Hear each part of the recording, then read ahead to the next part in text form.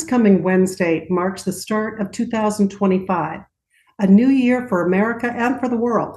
And for many, it also marks a chance at a fresh start, a new opportunity to reach for goals and dreams. And in every odd-numbered year here in Maine, it also means a newly sworn-in legislature that will begin its business in January. Hello, this is Senator Sue Bernard of Aroostook County. First, I want to thank the voters of Senate District 1 who elected me to my first Senate term in November. It's truly an honor to be their voice in Augusta and to serve all the people of Maine. It's also my pleasure today to join you for our final Republican radio address of 2024. For many of us who were recently elected to the legislature, this time of year is a chance to reflect on our challenges and successes in the past year. It's also a time to remember what Maine's people expect from us as legislators. After all, you elected us to do a job. A new year means many different things for different people. When I think about a new year, I always think about hope.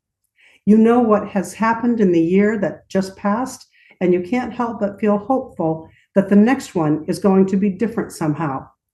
That difference can be big or small.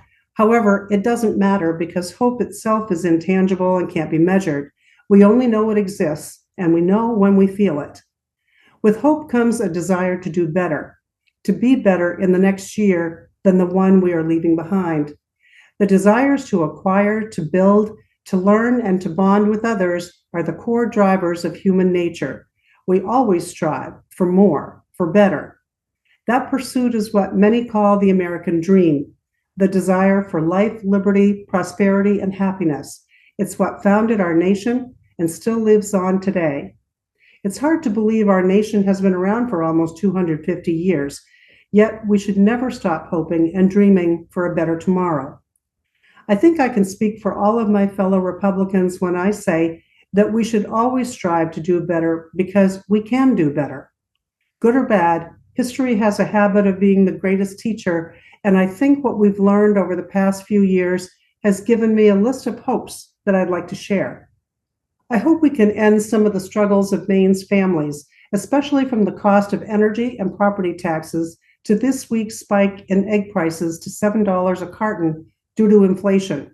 We need to do everything we can to make Maine affordable. I hope Democrats will listen to the other half of Mainers. Republicans gained 2 seats in the state Senate and 4 in the House, which now gives Democrats narrower majorities in both chambers.